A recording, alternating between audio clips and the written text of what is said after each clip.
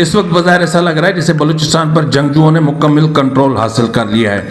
कई इलाकों में शदीद झड़पें जारी हैं। पिछले 2 रोज़ में बलूचिस्तान भर में 36 से ज़ायद मरबूत हमले, हाईवेज पर बलोच आज़ादी पसंदों का कंट्रोल, कोयटा और डेरा मुराद जमाली में 7 से ज़ायद धमाके हुए। कोयटा में बम हमलों के बाद सिक्योरिटी हाई अलर्ट कर दी गई। कोयटा कराची शाहराह भी बंद कर दी गई। कई शहर धमाकों से लरज़ उठे और आज भी कमोबेश 1 दर्जन से ज़ायद हमले किए गए फोर्सेस पर, और इन 2 रोज़ के अंदर आपको कहीं भी हुकूमत और रियासत नज़र नहीं आई। इसके अलावा BLA और BYC पर ईरानी तेल की आमदनी यानी ईरानी तेल के ज़रिए अपने जो मामलात हैं उनके चलाने का इल्ज़ाम आयद किया गया है। जी, ये इल्ज़ाम आयद किया है लेफ्टिनेंट जनरल अहमद शरीफ चौधरी DG ISPR ने। उन्होंने जो इल्ज़ाम आयद किए हैं उसको अगर हम देखें तो क्या BLA और BYC को ईरानी तेल की स्मगलिंग में मुलविस होने का कोई जवाब बचता है, या इस इल्ज़ाम के पीछे की हकीकत क्या है? ये बहुत सारे सवाल छोड़कर गया है एक इल्ज़ाम।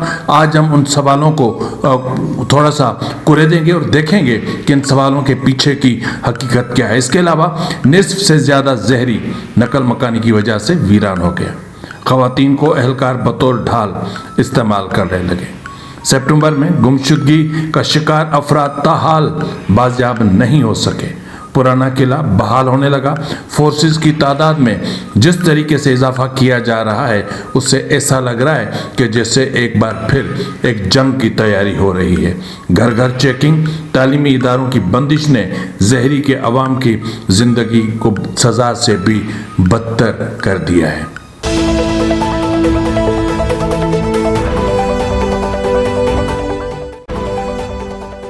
बिस्मिल्लाहिर्रहमानिर्रहीम, अस्सलाम वालेकुम नाज़रीन, ये फरवाज़ NB न्यूज़। मैं हूँ आपका मेज़बान नवाज़ भुट्टो। आपसे वही गुजारिश है कि अगर अभी तक आपने मेरे चैनल को सब्सक्राइब नहीं किया तो प्लीज़ कर लें, बेल आइकन ज़रूर प्रेस करें, कमेंट बॉक्स में अपनी आरा से ज़रूर आगाह किया करें, लाइक भी कर दिया करें, शेयर भी कर दिया करें। इस वक्त बलूचिस्तान के मामलात का जो जिक्र है पाकिस्तान के ईवानों में तो नहीं होता और ना ही होगा। यहाँ तक कि जिस सूबे में ये बदतरीन हालात इस वक्त हो रहे हैं उस सूबे में भी बलूचिस्तान के हालात पर कोई डिस्कशन नहीं होता, क्योंकि कोई रुकन बलूचिस्तान के हालात में किसी किस्म की कोई दिलचस्पी रखता ही नहीं। ना ही सेनेट में कभी बलूचिस्तान के हालात के हवाले से कोई पॉइंट ऑफ ऑर्डर पर उठकर खड़ा हुआ है और उसने बात की हो, या फिर किसी ने कोई एडजर्नमेंट मोशन मूव किया हो, या फिर कोई और ऐसा सिलसिला हुआ हो कि बलूचिस्तान के इशू को ज़ेर गौर लाया गया। लेकिन इस वक्त अगर देखा जाए तो हाउस ऑफ कॉमन्स बरतानिया यानी इंग्लैंड, वहाँ पर बलूचिस्तान के मामलात ज़ेर गर्दिश हैं, ज़ेर बहस है। अफसोस की बात होती है कि अपने मुल्क में अगर इन चीज़ों को संभाल लिया जाए तो दीगर ममालिक में ऐसी चीज़ क्यों। इस हवाले से एक रिपोर्ट आई है, उसमें कहा गया कि वेस्टमिंस्टर में लेबर पार्टी के रुकन पार्लियामेंट जॉन मैकडोनल्ड ने हाउस ऑफ कॉमन्स में बलूचिस्तान की सूरत हाल पर बाकायदा तवज्जो मबजूल कराई है। उन्होंने बलोच खवातीन के अगवा बशमूल नसरीना बलोच और महजबी बलोच और बलूचिस्तान में दाखिली सिक्योरिटी कार्रवाइयों के दौरान ड्रोन हमलों के मुबैना ड्रोन हमलों से मुतालिक गहरी तशवीश का इजहार किया गया है। इस मकसद के लिए मैकडोनल्ड ने 3 तहरीरी पार्लियामानी सवाल भी जमा करवाए हैं और एक अर्ली डे मोशन भी पेश किया, मेरे ख्याल में जिसको हम पाकिस्तान में एडजर्नमेंट मोशन या जो है वो तहरीक इल्तवा कहते हैं, इस तरह की कोई चीज़ होगी। यानी वो चाह रहे हैं कि एक दिन पूरा लगाया जाए लेकिन बलूचिस्तान के इश्यूज़ पर डिस्कस किया जाए। अच्छा, मैकडोनल्ड के अर्ली मोशन में बलूचिस्तान से सामने आने वाली हालिया रिपोर्ट्स पर तशवीश जाहिर की गई है। खसूसन 5 अक्टूबर 2025 को ज़िला खुजदार के इलाके जहरी में होने वाले ड्रोन हमले पर, जिसमें 6 शहरियों की हलाकत की इतला है, जिनमें 4 बच्चे शामिल थे। तहरीक में महजबी बलोच और नसरीना बलोच के अगवा का ख़ास तौर पर जिक्र किया गया। इसके अलावा 17 नवंबर 2025 को पाकिस्तानी सिक्योरिटी इदारों के हाथों 5 बलोच खवातीन की गिरफ्तारी का मसला भी उजागर किया गया, जिसके बारे में इज्तिमाई सज़ा के खदशात का इजहार किया गया। तहरीक में बरतानवी हुकूमत से मुतालबा किया गया है कि वो इन वाक़यात के तनाजुर में मज़ीद मौसर इक़दाम उठाए। तहरीक के साथ साथ मैकडोनल्ड ने 3 तहरीरी सवालात भी पूछे हैं बलूचिस्तान की हुकूमत से। पूछा गया है कि क्या वजीर खारजा ने पाकिस्तान के हम मनसबों के साथ बलूचिस्तान में बढ़ती हुई इंसानी हकूक की संगीन खिलाफ वर्जियों के मामले पर कोई बात की है या कुछ सवाल उठाया है। फिर कहा गया है कि क्या department for business and trade ने इस खतरे का जायजा लिया कि बरतानिया से फराहम करदा फौजी या सिक्योरिटी साजो सामान बलूचिस्तान में मुमकिन खिलाफ वर्जियों में इस्तेमाल हो सकता है। तीसरा सवाल ये पूछा गया कि क्या किसी ऐसे फौजी या दोहरे इस्तेमाल के आलात की बरामद की मंजूरी दी गई है जो ड्रोन कार्रवाइयों या अंदरूनी सिक्योरिटी इकदामात में काम आ सकते हों। तो ये जो चीज़ें हो रही हैं जो हाउस ऑफ कॉमन्स में, ये कोई आसान चीज़ नहीं है, ये हल्की चीज़ नहीं है। अगर अर्ली मोशन पे बात होती है जिसको हम तहरीक अल्तवा कहते हैं, अगर तहरीक अल्तवा पर बात होती है बलूचिस्तान में और फिर पूरा दिन यानी एक दिन की कार्रवाई को मौखर करके और सिर्फ बलूचिस्तान के इश्यूज़ को डिस्कस किया जाता है तो समझें कि पूरी दुनिया में ये इश्यूज़ हाईलाइट हो जाएंगे, यानी पूरी दुनिया में पाकिस्तान की जग हंसाई होगी, पूरी दुनिया पाकिस्तान पर हंसेगी। क्योंकि पाकिस्तान में ऑलरेडी देखें इस वक्त भी यूरोपियन यूनियन जानती है कि पाकिस्तान में किस हद तक इंसानी हकूक की संगीन खिलाफ वर्जियाँ हो रही हैं। क्या अमेरिका नहीं जानता कि बलूचिस्तान में किस हद तक जो है वो बुनियादी इंसानी हकूक की संगीन खिलाफ वर्जियाँ हो रही हैं? क्या पूरे मुल्क में क्या रियासत इंसानी हकूक की संगीन खिलाफ वर्जियों की मुर्तकिब नहीं हो पा रही है? क्या पूरे पाकिस्तान में हम कह सकते हैं कि जमहूरियत है? क्या हम कह सकते हैं कि तहरीर और तकरीर की आज़ादी है?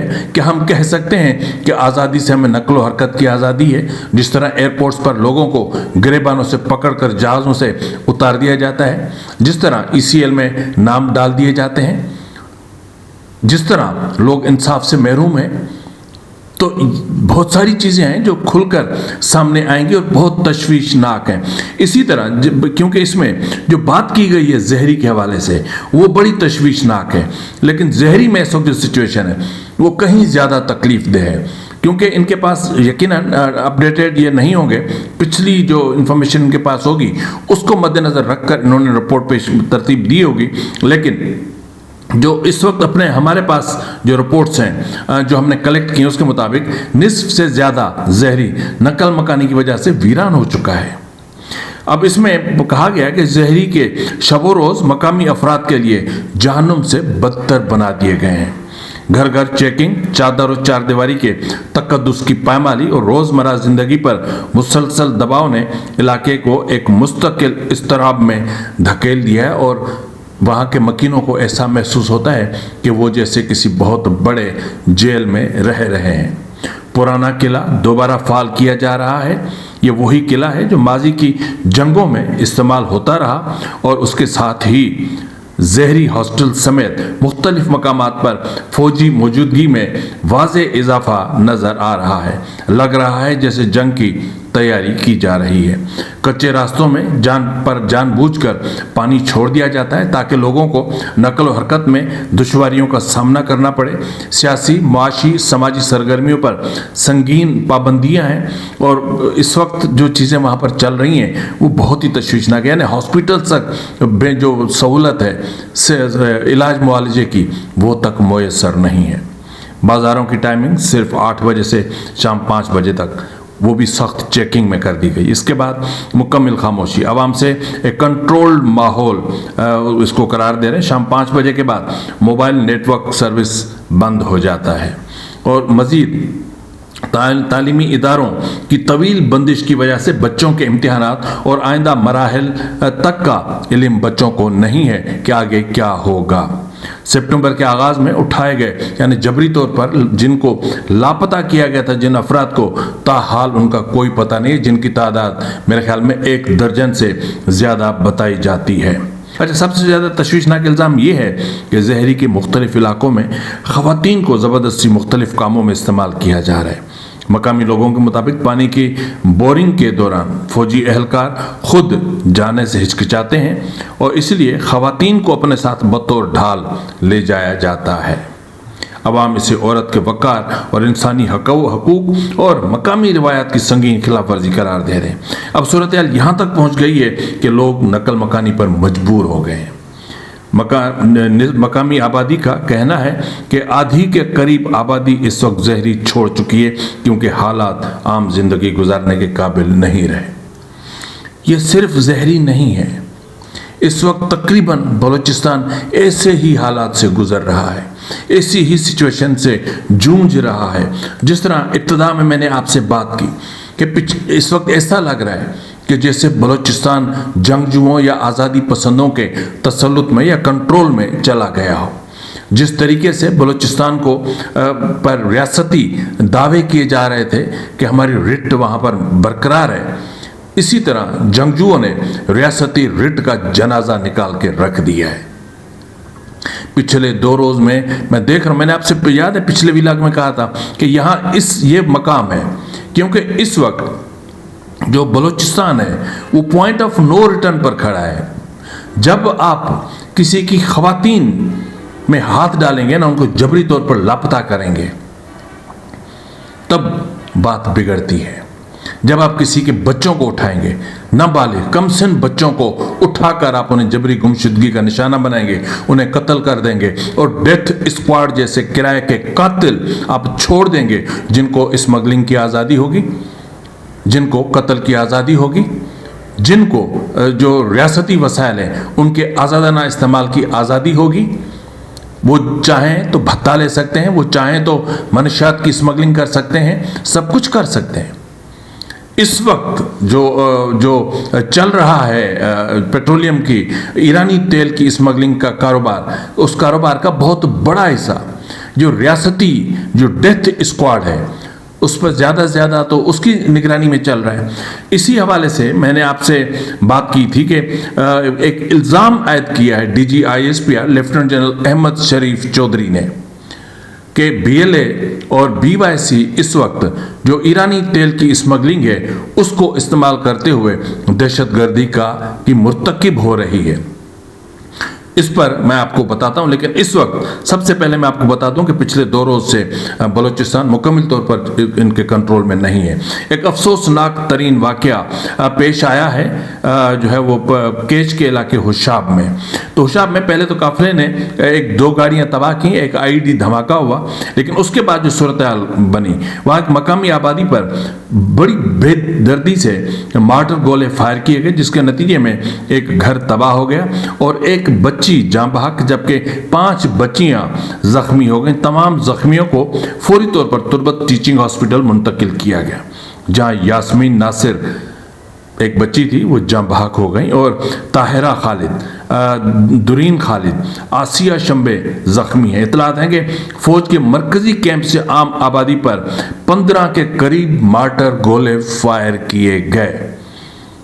اس وقت اگر میں بات کروں تو اس وقت جب میں ویلاگ ریکارڈ کر رہا ہوں تو اس وقت M8 ہائی وے ہوشاب پر مقامی افراد نے بڑے پیمانے پر وہاں پر دھرنا دے رکھا ہے اور ٹریفک کی آمد و رفت کو معطل کر رکھا ہے، روک رکھا ہے۔ یہ جس انداز میں 15 مارٹر گولے، کیا آپ کسی پر حملہ کر رہے ہیں، کسی دشمن ملک پر حملہ کر رہے ہیں، یا دشمن ملک کی کسی جو فوجی کی کسی تنصیب پر آپ نے اس طرح کا حملہ کیا جاتا ہے جس طرح آپ نے کیا ہے؟ تو اسی کے علاوہ جو حملے ہوئے ہیں، جس طرح میں نے اپنے حساب سے کہا نا 40 سے زیادہ حملے ہوئے ہیں، تو ایک اور حملہ ہوا ہے پنجگور میں۔ مسلح افراد نے سی پیک روٹ کی ناکہ بندی کی، پاکستانی فوجی اپنا حمایت یافتہ ڈیتھ اسکواڈ کے 6 اہلکاروں کو مسلح افراد اپنی تحویل میں لے کر اپنے ساتھ لے گئے اور ان کا اسلحہ ضبط کر لیا، اور اس وقت تک ان کا کوئی پتہ نہیں۔ مجھے یقین ہے کہ ان 6 کے 6 ڈیتھ اسکواڈ کے کارندوں کو جنہوں نے بھی اٹھایا ہے وہ مار دیں گے۔ اس کے علاوہ بولان میں بی بی نانی کے قریب مسلح افراد نے 3 گاڑیوں پر مشتمل پاکستانی فورسز کے قافلے پر حملہ کیا۔ اطلاعات میں بھاری جانی نقصان کی اطلاعات موصول ہو رہی ہیں۔ اس کے علاوہ تربت گنا میں پاکستانی فورسز کی چوکی کو نشانہ بنایا گیا، متعدد मजीद धमाके और फायरिंग की आवाज़ें सुनी गई, जबकि बलोच आज़ादी पसंदों ने इलाके की नाकाबंदी की। एक कम्युनिकेशन टावर और एक धमाके, इसको भी धमाके से तबाह किया गया। फोर्सेज ने टावर पर जासूसी कैमरे जो नस्ब थे उनको भी तबाह किया। इसके अलावा बुलेदा में फोर्सेज की चेक पोस्टों पर शदीद हमलों की इतलात मौसूल हो रही हैं। तजाबान में फौजी काफिले पर रिमोट कंट्रोल बम हमले के बाद वहाँ मुसल्लह अफराद के काफिले पर शदीद फायरिंग की इतलात मौसूल हो रही हैं। इसके अलावा ओरनाच बारान लक में फोर्सेज के पैदल गश्ती दस्ते पर शिद्दत के साथ घात लगाकर हमला किया गया। वाशक के सरहदी इलाके माशकेल बाजार में नामालूम अफराद की फायरिंग से 2 अफराद जाँ बहक हो गए। कल रात पुलिस मोबाइल पर यालो के करीब मुसल्लह अफराद का हमला हुआ है। फायरिंग के नतीजे में 2 मुबैना हमला आवर हलाक, जबकि थानेदार कल रात इसरार शावानी के जख्मी होने की इतलात हैं। केच यहाँ पर ये यासिर को घर से जबरी तौर पर हिरासत में लेकर लापता किया गया। यासिर पेशे के लिहाज से दुकानदार है। डेरा मुराद जमाली में नामालूम अफराद ने पाकिस्तान पीपल्स पार्टी के रहनुमा मिस्री खान के भाई जावेद और उनके दोस्त वहीद अली सोलंगी को उनकी गाड़ी से उतारकर अपने साथ ले गए। जीवनी में भी डेथ स्क्वाड के कारिंदे उस्मान वली पर हमला हुआ है, उसको मार दिया गया। खारान में रेड जोन में मुसल्लह अफराद ने मिलिट्री इंटेलिजेंस के दफ्तर पर दस्ती बम से हमला किया। मंद बलो बाजार में बलोच आजादी पसंदों का कंट्रोल नाकाबंदी और स्नैप चेकिंग जारी है। बेला समेत मुख्तलिफ इलाकों में कौमी शाहराह पर नाकाबंदी की इतलात हैं। पसनी में शदीद फायरिंग से पूरा इलाका गूंज उठा और ताहम जानी नुकसान के हवाले से कोई इतलात मौसूल नहीं हुई है। तो ये जो सूरत हाल बताई जा रही है, आप क्या समझ रहे हैं कि ये इसको हम क्या कहें कि ये रिट ऑफ स्टेट है? आपको रियासत या हुकूमत नाम की कोई भी चीज़ बलूचिस्तान में दिखाई दे रही है? बलूचिस्तान कल सारा दिन बम धमाकों से गूंजता रहा, लरसता रहा, लेकिन रियासत कहीं नज़र नहीं आई, सवाए इसके कि सिक्योरिटी हाई अलर्ट कर दी गई, शाहराहें बंद कर दी गई और मेरे ख्याल में कल तक इंटरनेट सर्विस बंद कर दी जाएगी, क्योंकि मेरी इतलात के मुताबिक अगला हफ्ता बलूचिस्तान के लिए और बलूचिस्तान की हुकूमत के लिए बहुत ही ज़्यादा ख़तरनाक होने जा रहा है। लेकिन दूसरी तरफ अगर हम देखें तो DGISPR लेफ्टिनेंट जनरल अहमद शरीफ चौधरी, इन्होंने रिसेंटली जो ब्रीफिंग दी थी, उस ब्रीफिंग में उन्होंने कहा था कि ईरान से स्मगल डीजल की मद में हासिल होने वाली रकम BLA और BYC को जाती है। स्मगलिंग की मद में हासिल रकम दहशतगर्दी के फ़रोग़ के लिए इस्तेमाल की जाती है। ईरानी डीजल की स्मगलिंग 2 करोड़ 10 लाख लीटर से कम होकर 27 लाख लीटर पर योमिया पर आ गई है। तो यहाँ पर कई सारे सवाल उठते हैं DGISPR के। अगर इस इल्ज़ाम को अगर हम देखें, सबसे पहले तो इस वक्त BYC के बलोच यकजहती कमेटी के पास कोई भी इस वक्त पॉलिटिकल एक्टिविटी नहीं है कि उनको पैसों की बहुत ज़्यादा ज़रूरत हो। लीगल मामलात हैं और उनकी अपनी एक लीगल टीम है जो इन चीज़ों को देख रही है। इस वक्त वफाक में जो चीज़ें चल रही हैं, मैं उसकी तरफ नहीं जा रहा कि जो है वो आर्मी चीफ का नोटिफिकेशन नहीं आ रहा, उसकी मुद्दत मुलाजमत ख़त्म हो चुकी, ये चीज़ों पर मैं नहीं आ रहा। लेकिन जो DGISPR ने पॉलिटिकल ब्रीफिंग दी थी, उस पॉलिटिकल प्रेस ब्रीफिंग में जो सवाल उठाए थे, उसके मुताबिक पहले तो सवाल ये है कि DGISPR साहब से कि आप खुद और आपकी पूरी इस्टेब्लिशमेंट ये इल्ज़ाम करती थी कि BLA हो, BYC हो, BLF हो, या जितनी भी बलूचिस्तान की ऑर्गेनाइजेशंस हैं वो सब फितनतुल हिंदुस्तान है, वो फितनतुल हिंदुस्तान है और रॉ स्पॉन्सर्ड है, इंडियन स्पॉन्सर्ड है। आपने एक प्रेस कॉन्फ्रेंस में कहा था, आपने कहा था कि ये यहूदी स्पॉन्सर्ड है। आपने कहा था कि मीडिया का फर्ज बनता है कि वो डॉक्टर महरंग बलोच जैसे किरदारों को एक्सपोज करें, बेनकाब करें, ताकि दुनिया देख सके कि उनका असल चेहरा क्या है। लेकिन दुनिया देख रही है कि मिलिट्री इस्टेब्लिशमेंट का असल चेहरा क्या है। आपने जिनको यहूदी और इंडियन स्पॉन्सर्ड कहा था, अगर वो स्पॉन्सर्ड हैं तो फिर इनको ईरानी स्मगलिंग तेल की ज़रूरत क्या है? क्या ज़रूरत पड़ी इनको कि ईरान से तेल की स्मगलिंग हो और उस पैसे से ये चीज़ें चलें? नहीं है ना, सवाल ही पैदा नहीं होता। इसकी हकीकत कुछ और है, हक़ाइक़ कुछ और हैं और वो हक़ाइक़ बड़े भयानक हैं। आपको याद होगा कि जनरल राहिल शरीफ के दौर में कोयटा में अकाउंटेबिलिटी हुई थी और एक बड़े फौजी जर्नल का बेटा था जो जिस तरीके की गाड़ी लेकर घूम रहा था, और उसके बाद फिर बहरहाल पापा जॉन्स तक और बहुत सारे किस्से हैं। आपने कितनों का एहतसाब किया? कितनों का एहतसाब किया?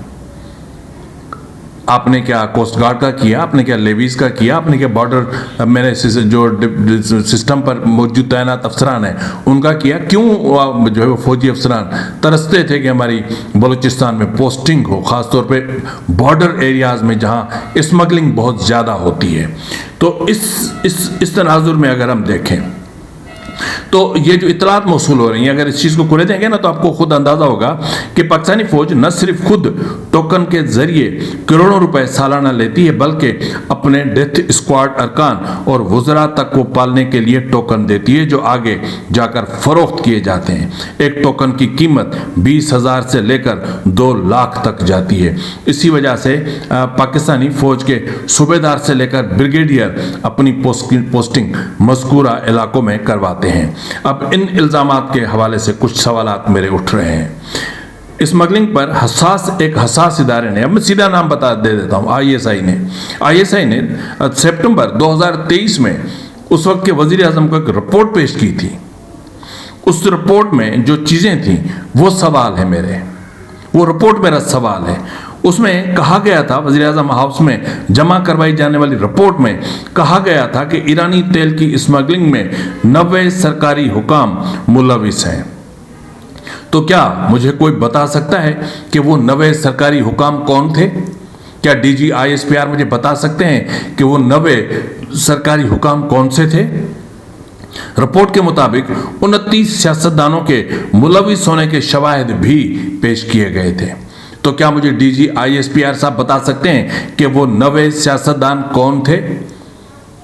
क्या वो इस वक्त भी बलूचिस्तान असेंबली में बैठे हैं? क्या इस वक्त भी वो बलूचिस्तान में इसी धंधे में मुलविस हैं? आपने बात की है ना कि हमने जो है वो जो तेल की स्मगलिंग है उसको हमने रोका है।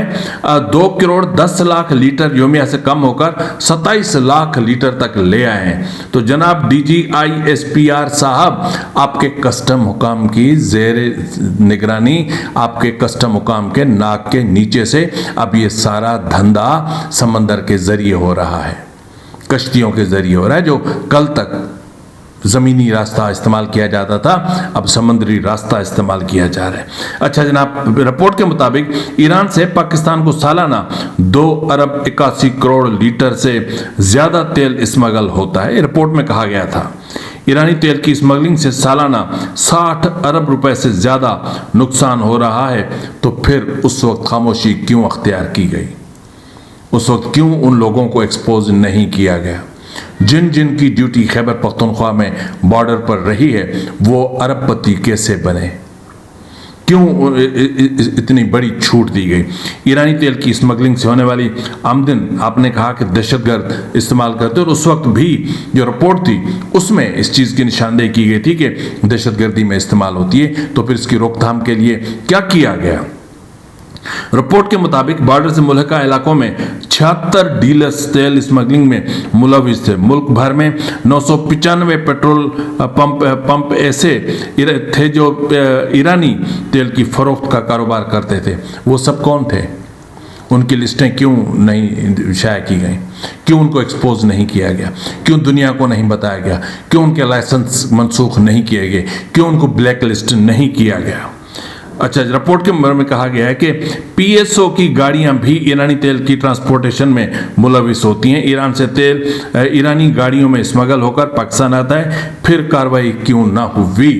ये जो PSO की गाड़ियां ईरानी तेल स्मगल करती रहीं, कितनी गाड़ियां पकड़ी आपने?